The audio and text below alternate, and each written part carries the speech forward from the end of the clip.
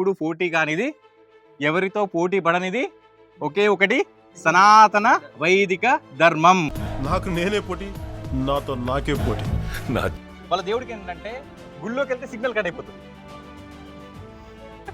తెరలే ఎన్నెన్నో అనుకుంటాం, అన్ని జరుగుతాయి ఏమిటి? ఇంకా ఎక్కడికి వెళ్తే పాస్టర్ దగ్గరికి, ప్రభు నేను పాపం చేశాను ప్రభు, ఏం చేసావంటే నా ఫ్రెండ్ పండించాడు ప్రభు. మనసు తీసేసుకే తెలుసు, అందరూ కలిసి ప్రేయరు చే. ఆరోగ్యం ప్లస్ ఆయుష్ అతని దగ్గర ఉండాలని చెప్పేసి, కానీ అతను ఎన్ని సంవత్సరాలు చనిపోయాడు?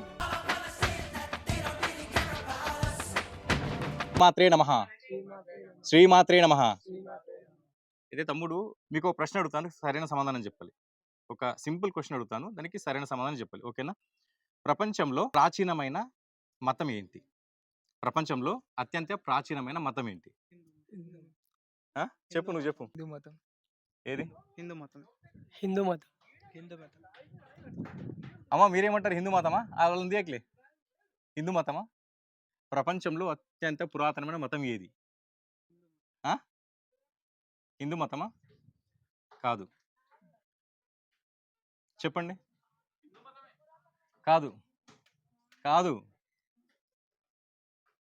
జొరాయిస్ట్రియన్.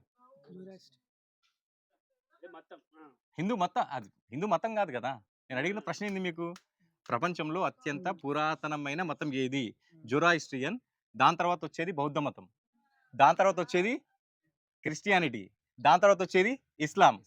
అయితే ఎప్పుడైనా కానీ మతాలు పోటీ పడతాయి. క్రైస్తవ్యం ఉందా, ఇస్లాం ఉందా? క్రైస్తవ్యం ఉందా, ఇస్లాం ఉందా? కానీ ఎవరికి ఎప్పుడు పోటీ కానిది, ఎవరితో పోటీ పడనిది ఒకే ఒకటి సనాతన వైదిక ధర్మం. ధర్మానికి మతానికి తేడా ఏంటంటే, మతం అనేది మనిషి మతి నుంచి వచ్చింది. మతం అనేది ఎక్కడి నుంచి వచ్చింది? మనిషి మతి నుంచి వచ్చింది. ఉదాహరణకి మీరు ఇస్లాంని తీసుకుంటే ఎవరి నుంచి వచ్చిందంటే ఏం చెప్తారు? మది నుంచి. ఇస్లాం మతం ఎవరి నుంచి పుట్టుకొచ్చింది? ఇస్లాం. మనిషి అంటే అతను ఎవరు? రోజు వింటారు కదా, అల్లాహు అక్బర్, అల్లా. ముస్లిమ్స్. ఎవరు అంటారు? అది మహమ్మద్ రసూల్ అల్లా అంటారా? అంటే మహమ్మద్ తప్ప ఇంకా ఇంకా వేరే చివరి ప్రవక్త లేడు అని వాళ్ళకి అర్థం. అంటే మహమ్మద్ ప్రవక్త నుంచి ఏది వచ్చింది? ఇస్లాం వచ్చింది. క్రైస్తవ మతం ఎవరు ఎక్కడి నుంచి వచ్చింది? అదే ఎవరి నుంచి వచ్చింది? యేసు. క్రైస్తవ మతం జీసస్ నుంచి వచ్చింది, ఓకేనా? మరి హైందవ ధర్మం అనేది ఎక్కడి నుంచి వచ్చింది? హైందవ ధర్మము ఎక్కడి నుంచి వచ్చింది చెప్తావు తమ్ముడు? ఐడియా లేదు. కరెక్టే చెప్పాడు, ఇది సరైన సమాధానం. Yes, it's right.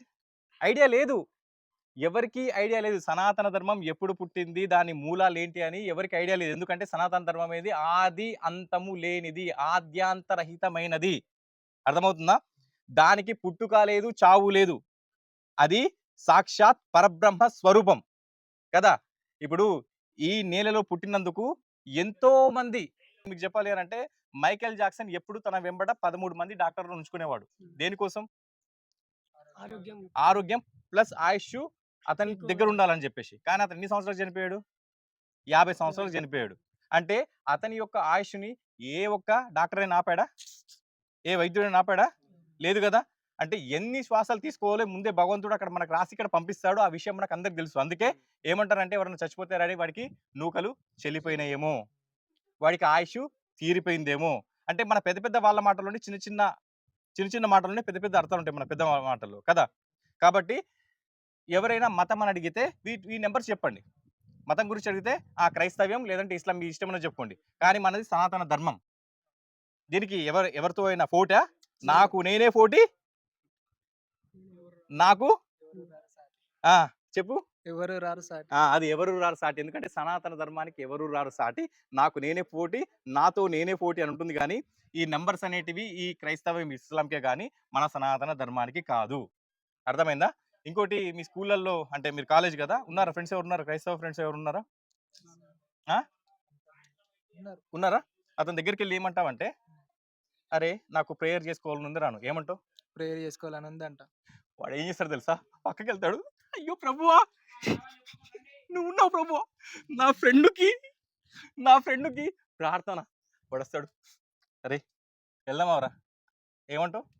వెళ్దాం. వాడు వచ్చి నీకు అంటాడు వెళ్దామవరా అంటే వెళ్దామన్నాను, ఓకేనా? ఓకే. ఏమంటావంటే, అరే ప్రార్థన చేసుకుందాం కానీ గుళ్ళో చేసుకుందాం రా ఏమంటావు? ప్రార్థన చేసుకుందాం కానీ గుళ్ళో చేద్దాం గుళ్ళో చేద్దామని ప్రార్థన పిసుకుంటాడు ఇక. ఏం చేస్తాడు? పిసుకుంటాడు. ఎందుకు పిసుకుంటాడు తెలుసా? ఇప్పుడు మొబైల్కి ఏం కావాలి? సిగ్నల్ కావాలి కదా. వాళ్ళ దేవుడికి ఏంటంటే గుళ్ళోకి వెళ్తే సిగ్నల్ కట్ అయిపోతుంది.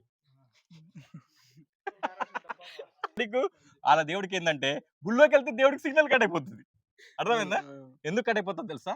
ఎందుకు కట్ అవుతుంది తెలుసా? వాళ్ళ దేవుడికి పసుపు కుంకుమ అంటే భయం. ఫస్ట్ నీ దగ్గర పసుపు కుంకుమ ఉందనుకో భయం. కాబట్టి వాళ్ళ దేవుడికి ఏంటంటే గుళ్ళోకి వెళ్తే ఆయనకి సిగ్నల్స్ కట్ అయిపోతాయి కాబట్టి అక్కడ నుంచి ప్రేయర్ విన్నాడు. లేదురా రే ప్లీజ్ చర్చికి వెళ్దాం అంటాడు. ఎక్కడికి వెళ్దాం అంటాడు? చర్చికి వెళ్దాం అంటాడు. చర్చికి వెళ్తే ఫుల్ సిగ్నల్ డైరెక్ట్ పరలోకానికి ఉంటుంది. ఇంకా ఎక్కడికి ఉంటుంది?